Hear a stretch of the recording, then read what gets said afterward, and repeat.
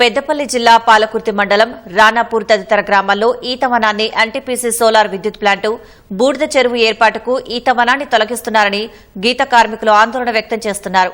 తరతరాలుగా కుల వృత్తిని నమ్ముకుని జీవిస్తున్న తమపై ఎన్టీపీసీ యాజమాన్యం కన్నెర చేసిందని ఆవేదన వ్యక్తం చేశారు. యాజమాన్యం గతంలో విద్యుదుత్పత్తికి నీటి నిల్వ కోసం తమ భూములను తీసుకుని సోలార్ ప్లాంటు బూడిద చెరువు నిర్మిస్తున్నారని మండిపడ్డారు.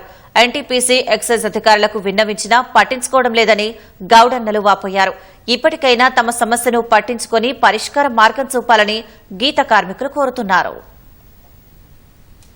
ఇలా మాకు ఉపాధి లేకుండా అక్కడ చెరువు కట్టినాక మళ్ళీ బూడి చెరువు కట్టారు. దాని నుంచి మళ్ళీ ఇప్పుడు సోలార్ ప్లాంట్ అని మా చెట్లు అనేవి వీగేసి మాకు ఉపాధి లేకుండా చేస్తారు. మా పిల్లలు ఉన్నారు, మేము ఉన్నాం. ఇలా మా పిల్లలకు కూడా ఉపాధి లేదు. అనుమతి లేకుండానే చెట్లు అనేది తీసేస్తారు. మరి మేము ఎక్కడికి పోడు, మేము ఏడ బతుకుడు. గత ఒక 50 సంవత్సరాల నుంచి మా తండ్రులు మా తాతలు మేము ఇప్పటి వరదాకా ఒక 50 సంవత్సరాల నుంచి ఇక్కడ ఈదులు గీసుకొని బతుకుతున్నాము. ఇప్పుడు ఎన్టీపీసీ యాజమాన్యము మొత్తం ఈత చెట్లు లేకుండా వీకేస్తుంది. మరి మాకైతే ఆర్థిక సహాయం అయితే ఏం లేదు. మళ్ళీ గీసుకుందామంటే ఈదులు లేవు. మరి మేము ఎట్లా బతకాలి? గీసడానికి ఈదులు ఉంచినాకనే తదుపరి పీకడం చదవటాక వీకనేయమని కోరుతున్నాం. చెట్లన్నీ తీసేసేయడం మూలంగా మేము ఇప్పుడు చెట్టుకోగలం పుట్టుకోగలం అయ్యే పరిస్థితులు మాకు కనిపిస్తున్నాయి. కావున దయచేసి ఎన్టీపీసీ యాజమాన్యం మాకొక 15 ఎకరాల భూమి ఖచ్చితంగా మాకు ఇవ్వాలి. ఏనో ఒకడ చూపియాలి. దానిలో చెట్లు వారే పెట్టాలి. తీసేసినందుకు వారే బాధ్యులుగా వాళ్ళే పెట్టేయాలి.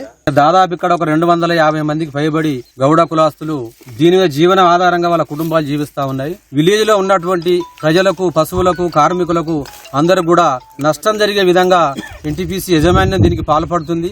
ఎన్టీపీసీ యాజమాన్యంతో మాట్లాడి ఉన్నటువంటి గౌడ కార్మిక వర్గానికి ఉపాధి సూచించవలసిన అవసరం ప్రభుత్వం మీదే ఉంది. కాబట్టి ప్రభుత్వం జోక్యం చేసుకుని రాణాపురం గౌడ కార్మికులకు న్యాయం చేయవలసిందిగా తెలంగాణ రైతు సమస్యల సాధన సమితి ప్రభుత్వం డిమాండ్ చేస్తా ఉంది.